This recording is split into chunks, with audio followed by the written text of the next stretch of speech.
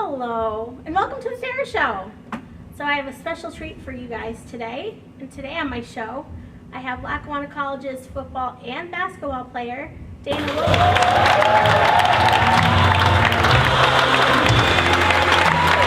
Hey, how are you? Nice to see you. Sit down.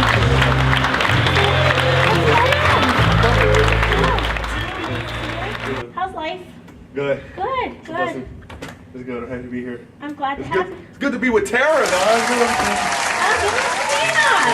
busy schedule, semester coming to an end, finals. Yeah. Great. Hopefully I'm doing good on it. Great. Well, you ready? We're gonna talk a little bit about your life. Let's do it. How do you feel about that? I don't know. My life is pretty amazing. So, I guess I want to know from the very beginning. Okay, what's up? Where'd you grow up? South Philadelphia. I was born and raised in South Philadelphia. I live with both my mom and my dad until they split up. Three of my brothers, one of my sisters, two-bedroom household, shared a bedroom with... You have a big family. I know, very good.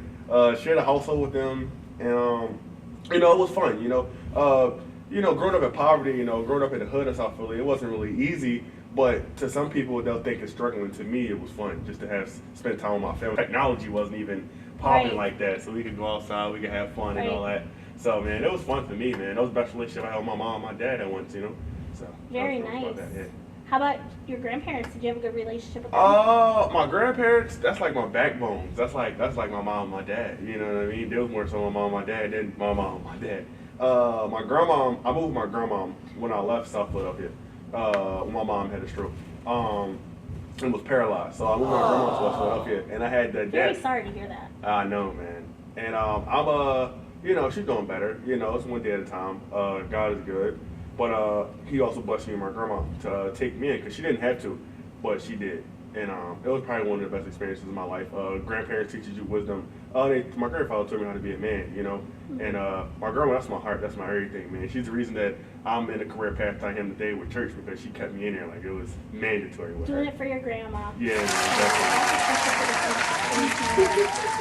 Tearing at my heartstrings, Dana. No, don't do that. Can you tell me a little bit about when you were growing up, what some of your dreams were?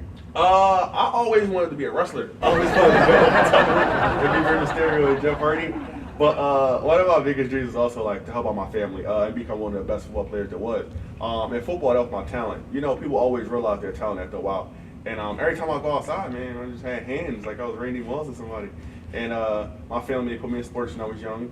And they were just like, he's gonna make it someday, and I'm starting to see it now, So right. I always listened to them, man. I always did what was best for them. Every time I go outside, I'd be the first to get picked up. And I was a big kid, like I'm 6'6", 260 pounds now. So you can imagine a big kid that's big just playing football. So everybody would love me. That was my biggest dream, man. Just to make sure that my family is okay, whether it's playing football, speaking, or preaching the gospel, man. I just want to, just get them in a good position. Now I know that you're very much into the religion, your religion and your community. Yeah. Can you tell me a little bit about that? A church, what do you do? I go to Polite Baptist Church. That was the church that my great grandfather was the pastor of for about 20 years. That's my grandmother's husband's father. So that's both of their dads pretty much. So when I was like 8 years old, my grandma put me in the church house. And I really didn't like it at first, because I feel like I was forced. But then, after a while, I started loving it, Then I became an usher in the church. Then I became a junior deacon in the church.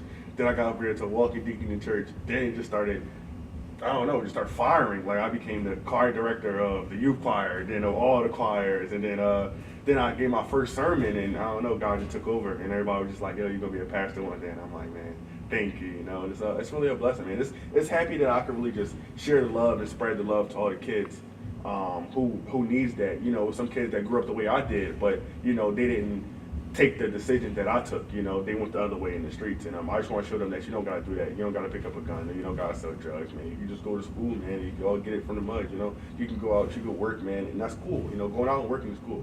I want to spread that. I was really personal, especially with being so young, and wanting to spread that kind of positivity to others, especially younger, the younger generation. So I commend you on that. Thank you. I commend you on that. Thank you. Well, tell me a little bit about the sports in Lackawanna. Why did you choose Lackawanna? So in high school, I had a pretty decent career, but my senior year of high school, I tore my meniscus, and I was out for a whole year. So like all the scholarships and all the offers I had, it's a business. So once coaches don't want you because they feel as though you're not going to be productive to their team, they just, they don't have interest in you no more. So Lackawanna would do like a second chance, it's like a second home, and they produce 50 Division I players every 2 years, and that's every football player's dream or basketball player's dream or any sport dream to go to Division I. So I came here and they rehabbed me, man, and they worked with me and they trained me, and it's working out now. You see, it paid off and everything like that, and hopefully I can just take my talent somewhere next semester when I graduate, and I really can. I can't wait for it. And I know LAC has pretty good coaches. I know, man. Shout out to Coach Bardini, man. Shout out to Coach Duda, man. I just like to thank them for the opportunity that they gave me because they didn't have to, and it's a blessing. I made the most of it. And I thank them a lot. So, what are your plans after Lackawanna? Just to graduate, man. First person to graduate in my family from college, man. I don't even really care about football. It's more than football, man. It's just part life of being a successful young man and not being a statistic. But my plans after Lackawanna are just to go to a Division I school, play sports, take up theology, follow my career path, keep smiles on my family faces.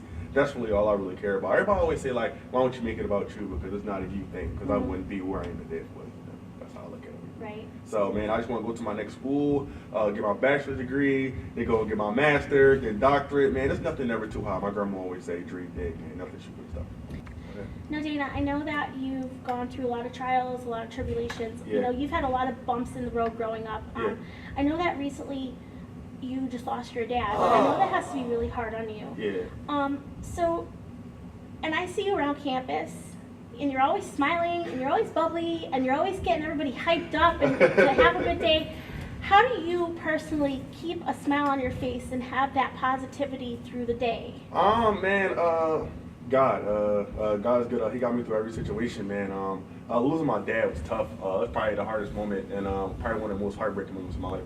I was here, it was during season time too when I got the call, and just to hear it break my family heart, man. For my sister to call me and break the news, it really hurt, and that whole week of planning for the funeral and stuff like that, it really hurt. But I just know that he wanted me to be a great man, and he wanted me to take care of my family, make sure my family is good, and I'm gonna let him live through me, you know what I mean? And that's why I always keep a smile on my face and I never let nothing break me. It's because it's just like, why not be a great person? Why walk around angry all the time? Or why be mad at the world when God woke you up another day to see? You're actually making me tear up. Like, this is very really heartwarming to say about your dad. Yeah, man. That was my everything, and it's crazy because when he passed, the Eagles won the Super Bowl, and that was all we used to do together. Him, me, and my grandfather. He also passed on New Year's 2 years ago. So it's like, through every challenge and relation, man, I just always look at the bigger picture, and I always look at what my family want me to do and what he would want me to do, and not about me. It's all about him. So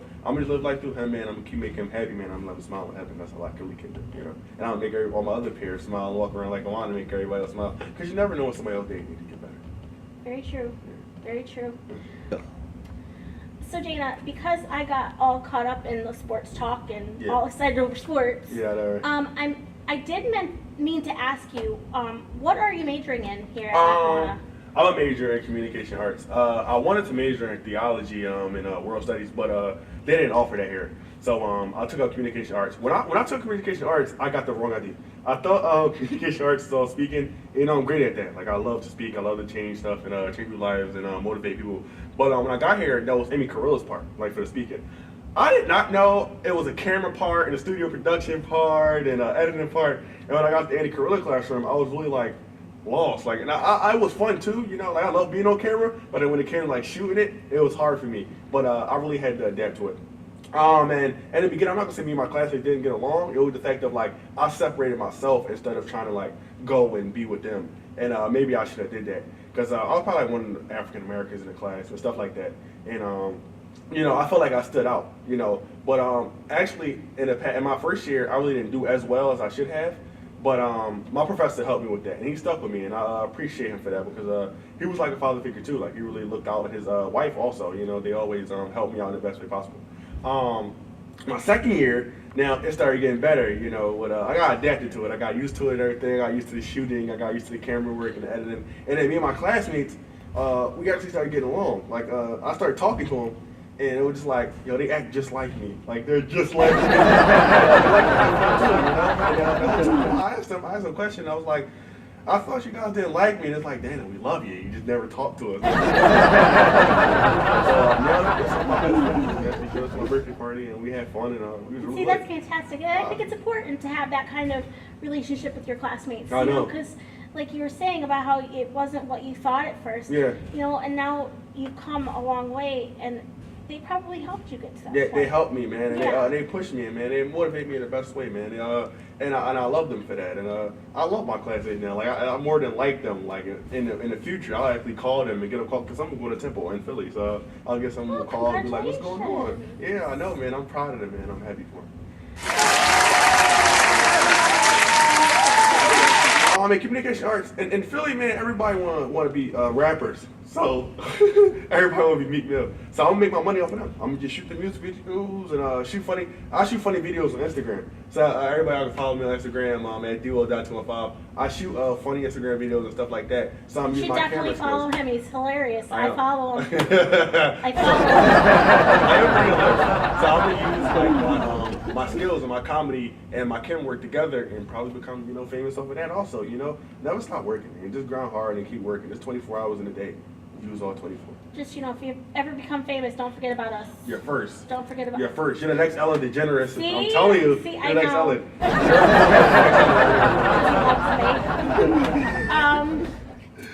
So, do you have any words of inspiration for anybody, wanting to attend college, anybody wanting to do sports, or just even, just in general for kids that are, or you know what? Let's say for kids on the street who think they don't have a Right. who they don't think they can go to college. Hey, never give up, man. The odds are stacked against you.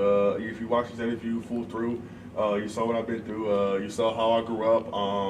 You saw I lost both parents. I don't get a chance to do nothing with both parents. And I didn't give up, man. Just keep striving. The streets is not the way. That's what they want you to do. They want you to be in the streets. They want you to sell drugs. They want you to pick up a gun and kill somebody so they can make money off of you and incarcerate you in their system. Let's beat them. Beat the odds, man. Keep pursuing. That's all you gotta do, man. Be obedient. Don't be too hard-headed, man. If somebody tells you something, listen. I listen to all my peers, the good ones, the positive ones. Pick your positives from the bad ones in a bunch. Listen to your parents. Listen to your grandparents because they have wisdom. If you don't got parents or grandparents, man, my pastor helped me out a lot. Man, just stay motivated. That's all you really have to do, man. Don't get caught up in the justice system because they want African American men to fail. They want you to be a statistic. They want you to be in slavery again. So, man, just keep working. Keep striving. And just never give up, man.